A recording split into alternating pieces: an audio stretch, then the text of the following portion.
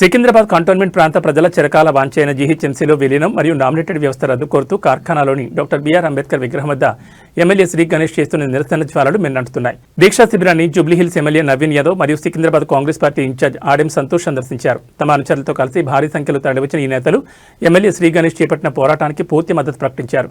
Cantonment బోర్డులో ప్రజాస్వామ్య విరుద్ధంగా నడుస్తున్న నామినేటెడ్ వ్యవస్థను తక్షణమే రద్దు చేయాలి.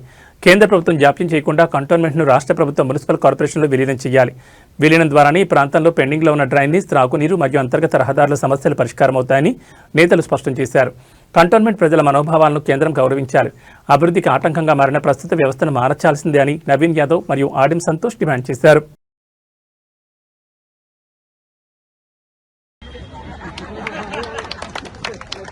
కంటోన్మెంట్ అల్లుడే తలసాని శంకర్ యాదవ్ గారి కూతుర్ని వీరికి ఇచ్చారు కాబట్టి, ఈయన కూడా మన అల్లుడే కాబట్టి వీరికి కూడా మన సాధకవాదం తెలుసు. మీరు ఈ సందేశాన్ని ఇవ్వాలని కోరుతున్నాను. థ్యాంక్ యూ అన్న. అది కంటోన్మెంట్ ప్రజలు పడుతున్నటువంటి ఇబ్బందులు చూసి ఇక్కడ ఉన్నటువంటి బోర్డుని విలీనం చేయాలని జీహెచ్ఎంసీలని మా అన్న గణేష్ అన్న చేస్తున్నటువంటి విలీన దీక్ష పద్ధతిగా జూబ్లీహిల్స్ కాన్స్టిట్యూన్సీ ప్రజలకు కూడా రావడం జరిగింది. ముందుగా జరిగినటువంటి బై ఎలక్షన్ లో నా విజయం కోసం, పార్టీ గెలుపు కోసం మంత్రులు, ఎమ్మెల్యేలు, చైర్మన్ చాలా మంది చాలా కష్టపడ్డారు. అందులో మా గణేష్ అన్న కూడా ఇందాక చెప్పినట్టు ఇక్కడ ఉన్నటువంటి కాన్స్టిట్యున్సీ కార్యకర్తలు తన కుటుంబ సభ్యులతో మా జూబ్లీహిల్స్ ప్రాంతంలో దాదాపు 15 నుండి 20 రోజులు నా విజయం కోసం కష్టపడ్డందుకు గణేష్ అన్నకి, వారి సభ్యులందరూ కూడా ధన్యవాదాలు తెలియజేస్తున్నాను.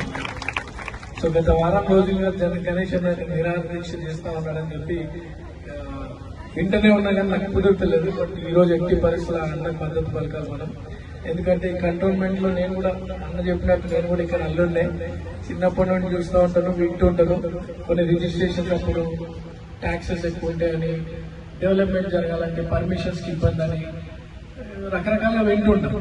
సో ఇప్పుడు నిన్న కొద్దిగా డీటెయిల్ గా అడిగినప్పుడు తెలుసుకున్నా, మన స్టేట్ రిజిస్ట్రేషన్ ఛార్జెస్ కన్నా కూడా ఇక్కడ కంటోన్మెంట్ లో 11% ఉంటాయి రిజిస్ట్రేషన్స్ అని.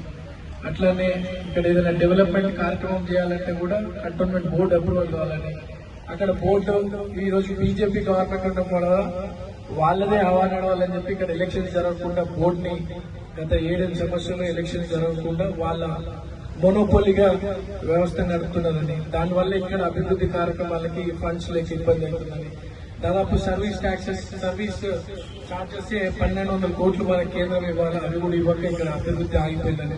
సో అనేక ఇబ్బందుల వల్ల, ఆర్థిక ఇబ్బందుల వల్ల ఇక్కడ కాన్స్టిట్యున్సీ డెవలప్ అవ్వట్లేదని చెప్పి, అండ్ ఈ కంటోన్మెంట్ బోర్డుని మన జీహెచ్ఎంసీలో కనుక విలీనం చేయగలిగితే మన ప్రాంతం అభివృద్ధి చెందుతుంది, మన ప్రాంత ప్రజల భవిష్యత్తు బాగుంటుందని చెప్పి అన్న ఇంత పెద్ద నిరాదీక్ష చేస్తున్నందుకు పూర్తి మద్దతు పలుకుతూ, మరి కాంగ్రెస్ పార్టీ ఈ రోజు 300 డివిజన్స్ అయింది, మొత్తం ఎక్స్పాన్షన్ అయిపోయింది జీహెచ్ఎంసీ మధ్యలో కంటోన్మెంట్.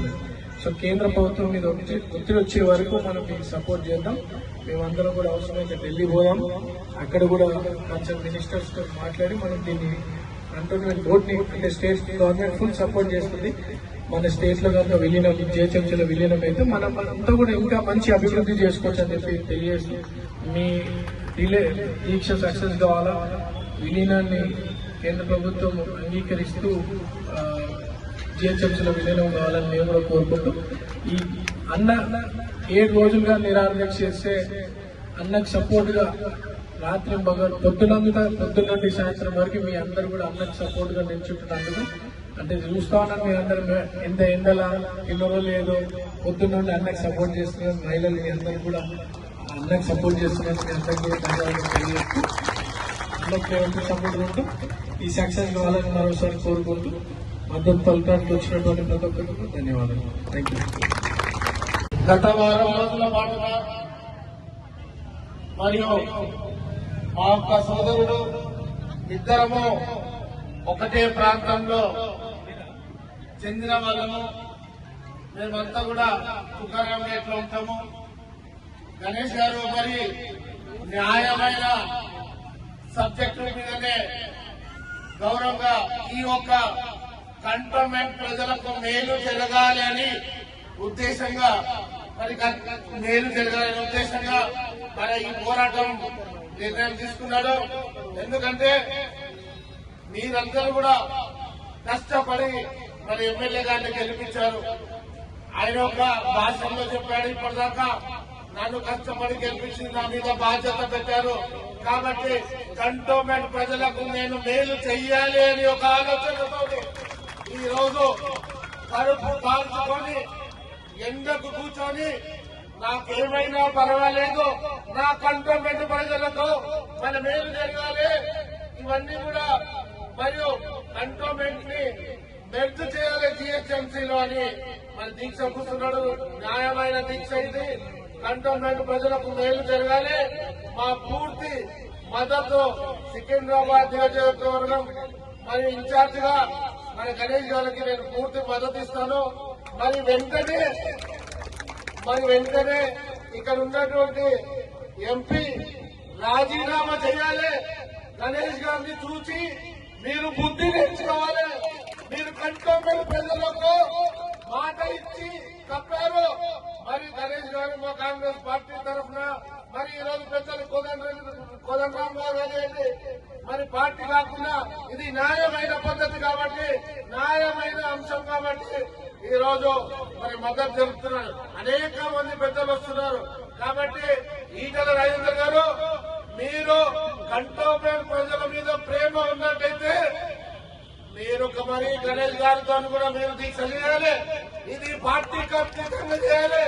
పార్టీకి అతీతంగా ప్రజలకు మేలు జరిగేది, ఇది ప్రజలకు మేలు జరిగేది కాబట్టి మీరు వెంటనే మీతో చేత కాకపోతే రాజీనామా చేయాలి. మేమంతా కూడా గణేష్ గారికి సికింద్రాబాద్ తరఫు నుంచి పూర్తి మద్దతు ఇస్తామని తెలియజేస్తూ సెలవు తీసుకుంటారు. థ్యాంక్ యూ అన్నా. మీరన్న మాటలన్నీ ఈటల గారు కనిపిస్తే వారు కూడా మారుతారు. అవకాశంలో రోజు కోరుకుంటారు. ఎందుకంటే మంచోడు అనుకునే అవకాశం ఇచ్చి